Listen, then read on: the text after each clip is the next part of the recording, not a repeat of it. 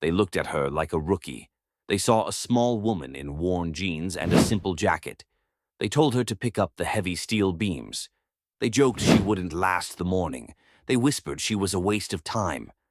But Sarah Martinez had a secret she kept for 8 long years. She simply wrote military service on her application. She left out the part about the 3 tours in Afghanistan. She omitted the classified missions. She never mentioned the Naval Special Warfare Development Group. Her team was the most elite. Her training was the most dangerous. They thought they could boss around a newbie. They were actually insulting a warrior. And the real danger wasn't the construction site. It was what her skills would attract. Sarah needed a job. The jump back to civilian life was proving to be harder than combat. She walked into Peterson Construction on a cold Monday morning. She looked like any other applicant.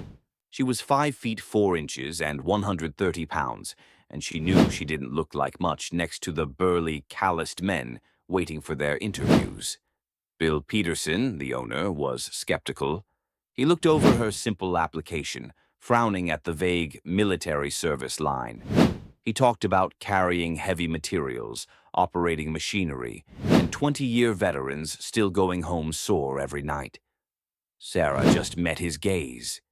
"I'm stronger than I look," she said. There was a quiet confidence in her voice that made him pause. He offered her a trial week at minimum wage. Fair enough. She was told to find Danny Rodriguez, the foreman. Danny was stocky, tattooed, and looked her up and down with open doubt. "You're the new hire?" he asked, not bothering to hide his surprise. Before Sarah could answer, a tall man with a beer belly swaggered over. This was Tommy Brennan, and within 5 minutes, Sarah knew he was going to be a problem. He snorted a laugh and asked if she was going to hold their tools for them. He bet Danny she'd be gone by lunch. Sarah kept her expression neutral and her voice calm. "I'm here to work," she said simply. Her first job was to move a pile of steel beams across the site with her partner, Jimmy Chen. These things weighed about 60 pounds each. Jimmy explained they usually carried them 2 at a time using a shoulder technique. He offered her one to start. Sarah positioned the beams exactly as he showed her, 2 of them. She lifted them smoothly. The weight was significant, but it was nothing compared to the 100-pound pack she had carried during SEAL training, traversing miles of desert. She made the trip without stopping or showing any strain. Jimmy looked genuinely surprised. The crew's doubt began to shift, but the real test was still coming. Around 9 o'clock, Tommy decided it was time to put the Navy girl in her place. He walked over with a sledgehammer and pointed to a concrete wall that needed to be demolished. "Let's see what you've got," he said with a wide, challenging grin. The tool was heavy, about 12 pounds, and he fully expected her to struggle. A small crowd gathered to watch the show. Sarah took the hammer and felt its familiar weight. She positioned herself in front of the wall, took a deep breath, and swung. The force, the form, the perfect alignment. It was the same muscle memory she used to breach doors in combat. The concrete cracked on the first blow. She swung again and again, each hit precise and powerful. Within 10 minutes, she had demolished a section that would have taken most workers 20 minutes or more. Tommy's smirk was gone completely. The watching crowd was silent. She simply handed the tool back and said, "Practice." The crew's attitude continued to shift slightly as the week went on. She volunteered for the most difficult assignments. She climbed the scaffolding with the confidence of someone completely comfortable with heights. She never complained. But the moment that truly earned their respect and changed everything came on Friday afternoon. Outside the main trailer, a frantic scream cut the air. "Help! Somebody help!" A woman was standing next to her car, waving her arms. A small child in the back seat was unconscious. "My son stopped breathing," the mother screamed. Several workers ran toward the car, but they stopped when they got there. Panic took over. Nobody knew what to do with an unconscious child. Sarah pushed through the crowd. She looked into the back seat. The boy's lips were turning blue. She could see immediately his airway was blocked. She had maybe 2 minutes. Her combat medical training kicked in automatically. She calmly instructed the mother to unlock the door. She checked for foreign objects and quickly dislodged a piece of hard candy lodged in his throat using the proper technique. The boy gasped and began breathing again. His color returned almost instantly. He was alive. "You saved my son's life," the mother cried, holding Sarah's hands. What the crew had just witnessed wasn't beginner's luck. Danny Rodriguez was the first to speak. "Where exactly did you learn to do that?" "Military medic training," Sarah replied, which was technically true but didn't tell the full story. Bill Peterson heard about the incident and promoted her to his specialized crew, dangerous, high-paying work that would challenge her. The good news was also dangerous. Her quiet life was over. Her skills were now public. Weeks later, on a high-stakes demolition job, she found and rescued a civilian trapped in a collapsed, fire-damaged warehouse. This was textbook urban search and rescue, the kind of skill only elite, specialized teams possess. Peterson called her into his office. He demanded the truth. What exactly was her job in the Navy? Sarah knew this moment was inevitable. "I was in Naval Special Operations," she said carefully. Peterson stared at her for a long moment, slowly processing the revelation. "Jesus Christ," he muttered.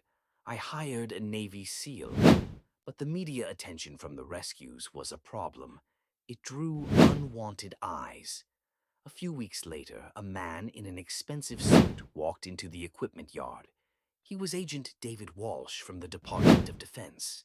Walsh didn't ask her to leave, he threatened her. He listed her classified credentials, SEAL Team 6, her 3 deployments, and said her high public profile was a security risk. He suggested a new job with a private security firm in Alaska. Isolated location, very discreet clientele. If she wasn't interested, he would review some of her past activities more closely. They thought they could scare her. They thought they could boss her around. Sarah had faced down enemy combatants in hostile territory. She wasn't running from a bureaucrat in a suit. She called Walsh. "I'm not going," she told him. "I'm staying here and I'm taking the promotion. If you have a problem with that, you can take it up with my lawyers and the media." The final confrontation came 3 days later. Sarah was working late at the construction site when 3 black SUVs pulled into the parking lot. 8 men in tactical gear emerged. These weren't government agents. Sarah recognized the movement patterns.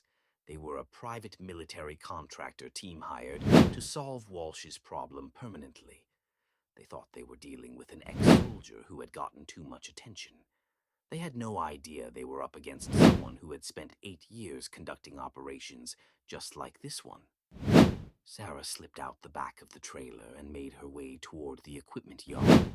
The construction site, full of heavy machinery and steel beams, was her battlefield.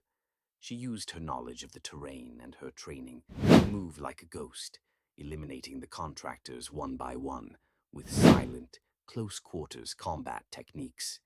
None of them saw her coming. She disabled 4 of them and used the construction equipment, a strategically placed concrete mixer, a pile of steel beams, to block the others' retreat. When the remaining 4 operators tried to regroup, Sarah emerged from behind a stack of materials with a welding torch in one hand and a tactical pistol in the other. "Gentlemen," she said calmly, "I think we need to have a conversation." She forced them to drop their weapons, sending a clear, terrifying message back to the person who hired them. "The target is more capable than advertised." Sarah immediately went public with her story, using the media to shine a spotlight on the harassment.